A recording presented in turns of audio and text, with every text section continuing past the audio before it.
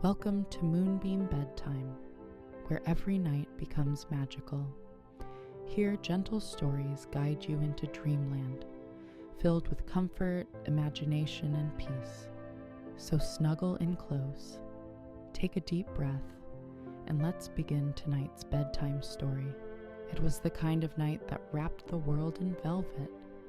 The moon, shy and silver, peeked through the curtains of a little bedroom, sprinkling soft light over shelves of books, a sleepy nightlight, and a small, well-loved teddy bear. He wore a ribbon that had once been satin and blue, but was now faded to the gentle color of dawn. His name, whispered into his ear by the child who loved him, was Marigold. No one quite knew why a bear had a flower's name, but it suited him. He smelled faintly of laundry soap, warm blankets, and the tiniest trace of cinnamon from wintertime hugs. Marigold's button eyes shone with the quiet of midnight. The child, curled like a comma beneath a tangle of quilts, breathed in the steady rhythm of dreams. Somewhere in the house, a clock hummed a soft tick-tock. A star winked. The night sighed. Marigold lay still, as teddy bears do, but inside his little stitched chest was a secret he had held for as long as he could remember, a wish he had never told anyone. Not the books on the shelf, not the nightlight, and not even the moon, who was very good at keeping secrets. Marigold wished more than anything for a real heartbeat. Not a loud one, not even a thump-thump like the family dogs when it chased dreams, but a small, sure, gentle beat that could keep time with the child's breathing. He wished for a heartbeat so he could be the best guardian of dreams that ever was. A teddy bear who could feel each lullaby settle and know the exact moment a bad dream tiptoed near. He did not want a heartbeat to run, or to shout, or to be brave for himself. He wanted one so he could be brave for the child.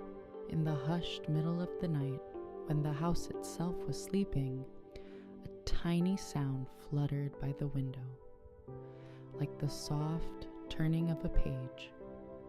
A moth with wings the color of candlelight drifted into the moonbeam and perched delicately on the curtain's hem. Her name was Thimble, for the glinting silver dot at the center of her back that looked like a seamstress's thimble. Thimble had a job that only moths of midnight knew. She was a mender of wishes. When a wish was held very carefully for a very long time, she could sense its thread shining in the dark and come to see if it needed mending, so it would not fray or tangle or get lost on the floor at dawn. She saw Marigold watching the child and fluttered to him. "Good evening, brave bear," she whispered, voice as soft as dust, dancing in a sunbeam you can't see at night. "What is it that shimmers so brightly inside your stitched chest?" Marigold felt his seam warm with surprise. It was uncommon to be spoken to by a moth, but the night had a way of knowing when something important was ready to be told. "I have a wish," he whispered, careful not to stir the quilt. "I wish for a heartbeat, not for me, but for the little one, so I can keep safer watch when dreams are dark and the wind knocks at the windows. I want to listen in the way a heart listens." Thimble's antennae twitched. "A good wish," she said, and her wings made a sound like hush. "There is a place where wishes such as yours are weighed and warmed. It is called the Moon's Workshop, out past the rooftops and across the sleeping town. If you come, they will tell you what a heartbeat must be made of." "A teddy bear cannot walk so far," Marigold murmured, "and I must not leave the child." "Ah," Thimble smiled, "there is a way to travel without leaving. We will journey by quiet." She lifted one wing and the moonbeams spilled like a ribbon across the rug. Step onto the light and think only of staying by the child's side. Quiet will do the rest, Marigold, who had only ever stepped into hugs, placed one soft paw onto the moon ribbon. The room tilted, not the way a boat tilts on water, but the way a song tilts when it leans toward its chorus. The shelves breathed. The clock's tick-tock stretched like taffy into a long, gentle tock-tick, and the night lifted them both like a page turning over. They landed on a rooftop made of old slate stones that remembered rain. All around the town slept, chimneys like toy soldiers, gardens folded into themselves, windows glazed with moon sugar.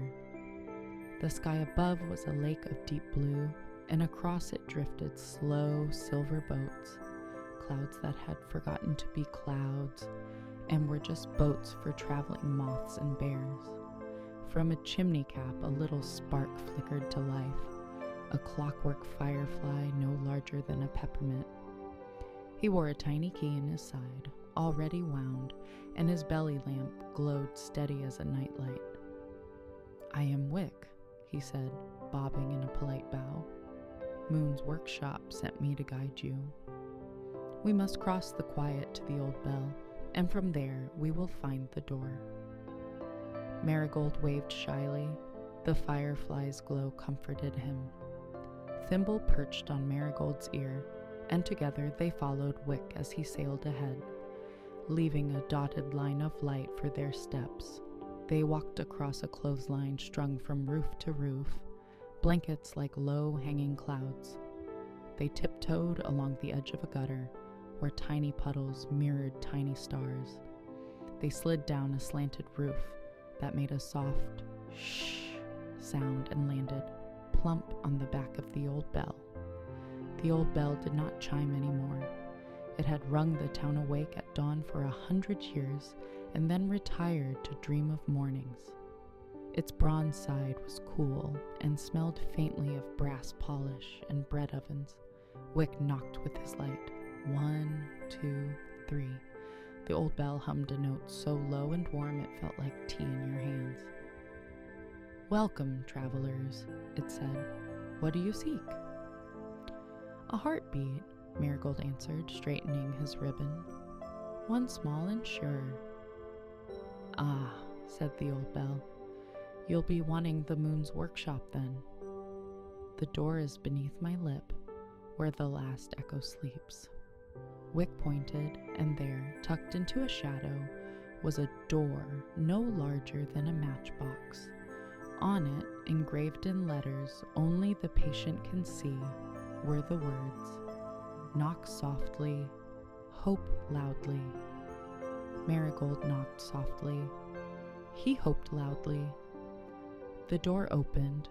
Inside, the moon's workshop was bright the way milk is bright when you pour it. Lanterns hung like peaches. Work tables were scattered with tools that made no noise. Feather hammers, velvet saws, spools of silver thread. At one table sat a woman with silver hair gathered into a bun that looked like a crescent moon. She wore a smock with pockets full of starlight. Next to her, a tall tea kettle breathed, and a small radio played a waltz so gentle it must have been made of yawns. "Welcome," she said, and the room seemed to hush itself even more to hear her. "I am the moon's seamstress. You may call me Seam Marigold Bowed. I am Marigold. This is Thimble and Wick. I have come to ask, if it is possible, to be given a heartbeat for the sake of the child I guard." Seam smiled at him with the warmth of windows at supper time. "There are many kinds of heartbeats," she said. "Some made of muscle and music, some made of footsteps returning, some made of letters arriving in the mail when the day is long. For a teddy bear, there is a special kind, not made to run, only to listen." She opened a drawer and lifted out a wooden tray. In it lay small, shimmering pieces like puzzle parts carved from moonlight. She touched one. It sounded like a cat purring in another room. She touched another. It sounded like rain at nap time. A third gave the steady hush of the ocean in a seashell. A teddy bear's heartbeat, Seam continued, is made of 3 things: a thread from a true lullaby, a grain from the clock of comfort, and a breath from the child's own dream. Marigold's paws tightened. How do we gather them? Thimble's wings glimmered with excitement. Wick brightened his lamp. Seam poured tea, the way one does before a journey. A true lullaby can be heard where people sing without thinking about singing, humming in kitchens, rocking chairs, or under their breath while putting toys away. The clock of comfort keeps time in the quiet library, where all the hushes in the world are saved for rainy days. And the child's own dream is the easiest and the bravest. You must go into the child's dream and ask it for one soft breath. Marigold looked at the closed door in his mind, the door that led home. I would not leave my child, he murmured. You do not need to, Sheem said gently. You will travel by quiet, as you already have. Quiet has room for both going and staying. She slid a very small satchel across the table, a satchel no bigger than a thumbprint, woven of moon thread. For what you gather, she said. Wick clicked his light, mapping the air with dots. Thimble perched on the satchel to keep it safe. Marigold set his paws on the floor and felt the hum of the workshop in his seams, a hum that matched the old bell, that matched the night, that matched, perhaps, the way a heart might hum. Are you ready? Seam asked. Marigold nodded. They began with the true lullaby. Wick led them along a beam of light that slipped out of the workshop, like a ribbon from a sleeve. They drifted over rooftops, past a window, where a baker kneaded dough by moonlight, past another where a woman stitched a patch onto a quilt older than the town. At last they hovered over a house with blue shutters and a stoop where chalk drawings slept under dew. From inside the open kitchen window came the softest sound, humming, half music, half sigh. A man stood by the sink, washing a bottle, the kind small hands hold. He did not know he was singing. The tune fell in easy circles, like leaves letting go in autumn. Thimble closed her eyes, and the silver dot on her back glowed. That, she whispered, is a true lullaby. Marigold felt something inside him loosen, the way a knot loosens when you breathe with it. Thimble tilted her wing. A single hair-fine thread of sound floated up from the humming and curled into the air.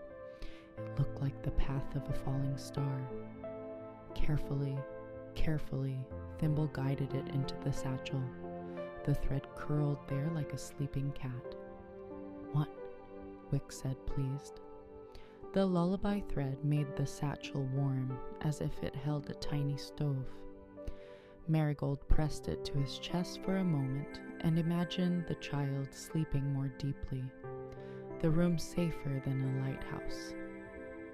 Now, Wick said, to the quiet library. The quiet library was not like any other library.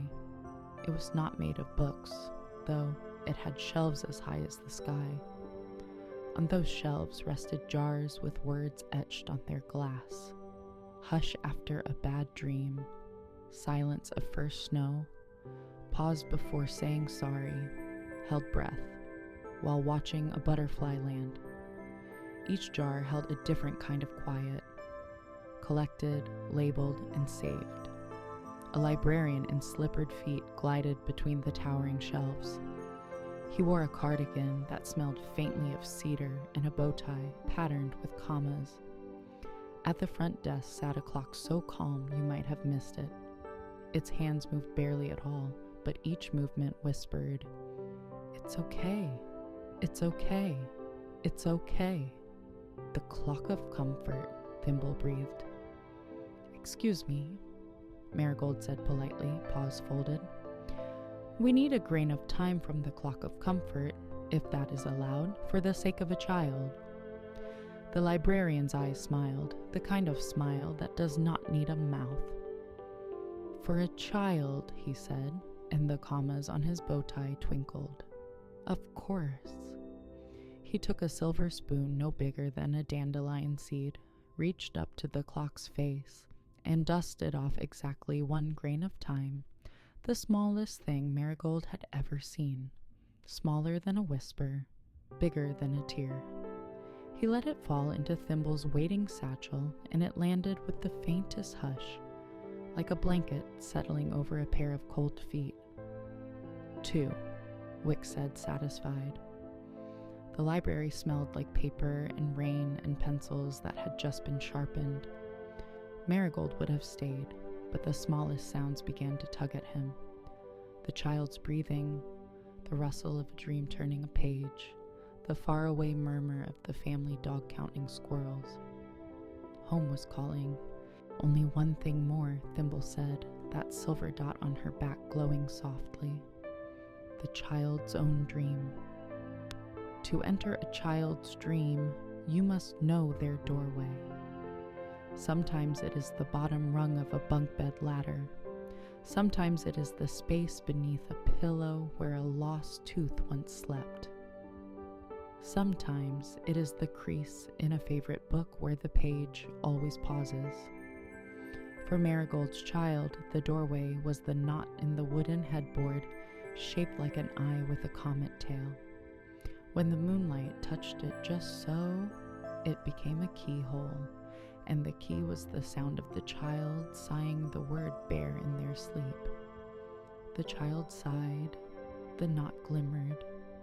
Wick held his light like a lantern, and Thimble brushed her wing against the air.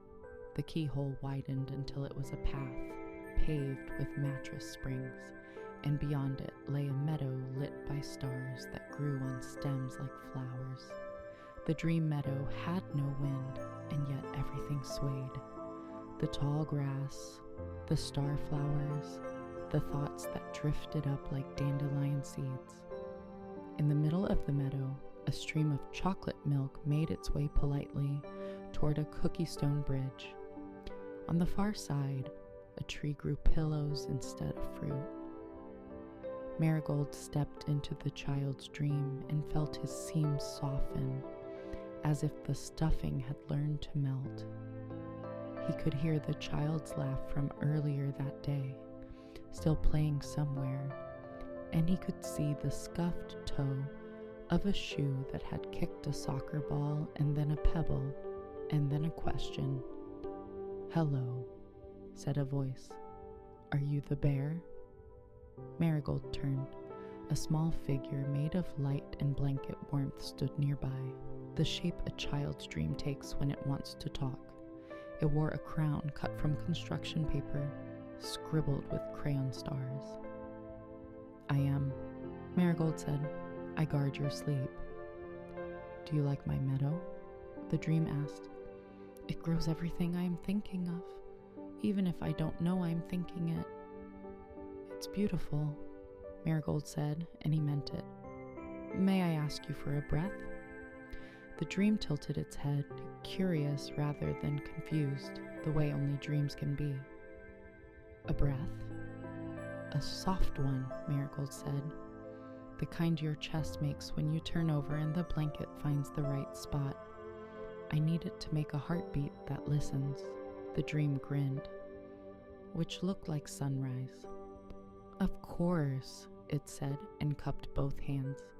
It breathed once into its hands, the breath smelling like warm sheets, and a new box of crayons and a small victory no one else saw. It held the breath out to Marigold. Thimble opened the satchel. The breath did not fly away. It settled, as if it had always been looking for a pocket. 3, Wick whispered, reverent. The meadow's starflowers nodded, and a lullaby, somewhere between a hum and a promise, rose like mist over the grass. "Thank you," Marigold told the dream. "I will carry this carefully." "You already do," the dream said, and touched his ribbon with fingers that felt like love.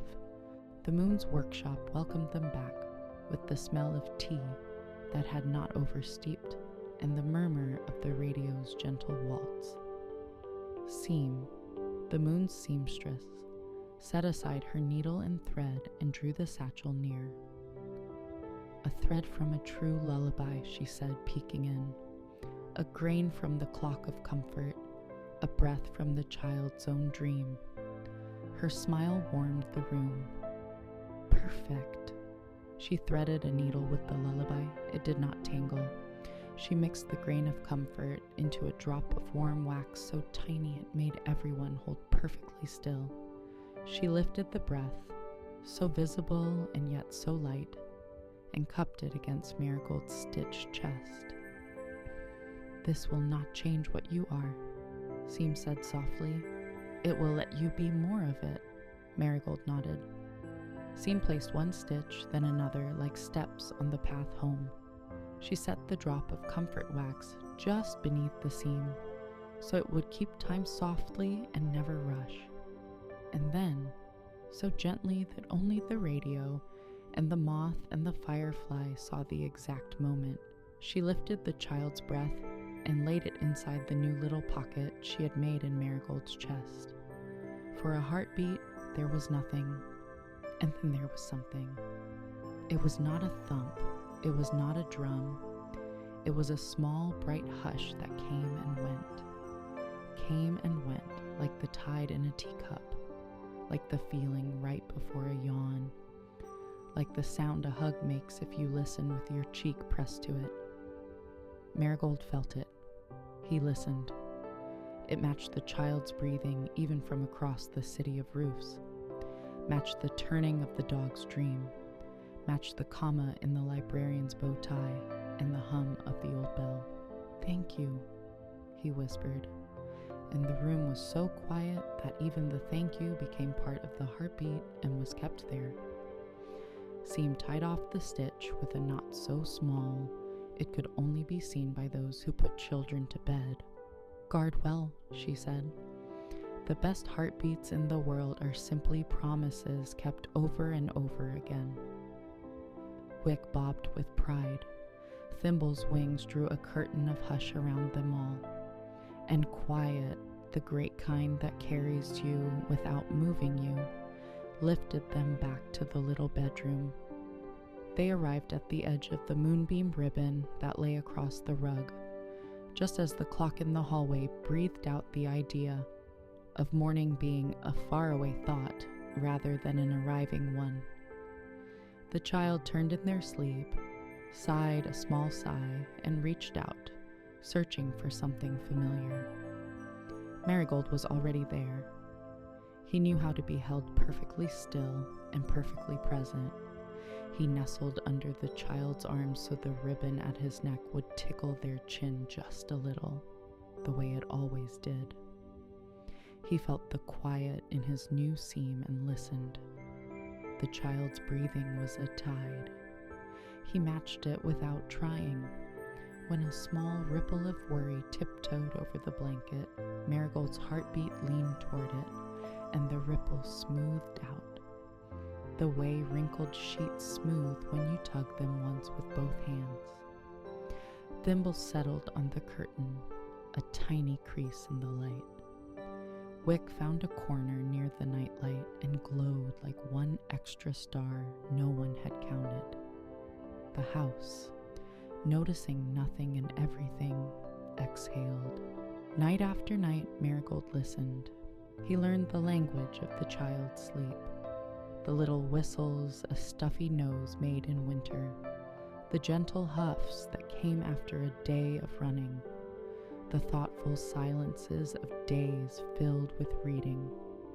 The deep, pond-still breaths after crying had been held and then let go. Sometimes a dream knocked at the window that had too many shadows in it. Marigold's quiet heartbeat met it at the sill and guided it away. Try the neighbor's cat. Try the school's empty hallway where lost sounds wander, but not here, not tonight. Another time, a worry drifted in on sock feet and tried to find a place beneath the bed. Marigold's heartbeat offered it a blanket, and in the morning, the worry had turned into a question that could be asked over oatmeal. One evening, the child came to bed with a storybook clutched to their chest, the can-do cloud, and read to Marigold by the pool of the nightlight. "You're my best helper," the child said, kissing his stitched nose. "You make the dark nice." Marigold's heartbeat glowed, or perhaps that was Wick's lamp, or perhaps it was the way love looks when it has a sound for itself. As seasons folded like clean laundry, Marigold's ribbon grew more faded. One ear softened from so many pets. A seam along his leg frayed a little, and Thimble mended it one quiet afternoon while the rain sounded like rice falling softly into a wooden bowl. The child grew taller, feet reaching the end of the bed, then dangling, then planting firmly on the floor each morning with the bravery that looks ordinary and is not. Sometimes grown-ups say that toys do not have heartbeats. That may be so. Marigold would not argue. He still could not run or shout or play the piano or wear a watch. His heartbeat did not measure minutes. It measured moments, those small, pearl-bright ones that string themselves into a life, a giggle that arrives too late to the joke, a blanket tucked up properly after a turn, the soft rustle of a page, the fierce wordless hug after a long day, the quiet, brave sigh when the light clicks off, and then, fantastically, the child does not feel alone. This is the kind of heartbeat a teddy bear wants. One night, long after the night the moonbeam became a ribbon, and the old bell told its low hello, the child woke with a start. The world had been too loud that day, the way some days are, and the dreams had gathered a little too close to the bed. The window whispered a chilly note. The shadows tried to look like other things. The child sat up. "Marigold?" they whispered. He was already in the curve of their arm. There in that small, tender halo of night, the teddy bear's secret wish glowed like a lighthouse you can hold. He listened with his new stitch, the lullaby thread humming, the grain of comfort ticking. It's okay. It's okay. It's okay. He matched the child's breath with his own quiet, and the room remembered what it always knows. That darkness is only the place where light rests. "I'm here," Marigold said, not with words, but with the warmth of being what he was. The child lay back down. The shadows remembered they were only furniture. The window softened its whisper to a hum. Wick dimmed his light to a soft dot. Thimble drew her wing up like a blanket's corner. Outside, the moon traveled gently over rooftops and gardens, and old bells and libraries filled with jars of hush. Inside, a small steady heartbeat listened to a child fall asleep. Morning came like a pale peach slipping into a bowl of blue. The child stretched and laughed a tiny laugh for no reason at all. The best kind. They pressed their face into Marigold's worn fur. "I had a good sleep," they said. "I think you make it that way." Marigold, who had wished and traveled and gathered and been stitched, simply shone. His ribbon, though faded, looked new when the sun touched it. He did not need to tell anyone his secret wish had been granted, because the proof of it was already happening. He listened, and listening made the world softer. He had the smallest heartbeat in the whole house, but it was enough to hold back oceans, enough to turn a worry into a question, enough to make room for a dream to set down its bag and take off its shoes and rest. This is what a teddy bear's heartbeat is for. This is what a wish becomes when you keep it gently. And this is how a room learns to be safer than the dark. How a night learns to be softer than a cloud. How a child learns, bit by bit, breath by breath, that they are never, ever sleeping alone. And so, little dreamer, another story comes to a close. May your night be cozy, your dreams be kind, and your heart feel safe, warm, and loved. Good night, and sleep well.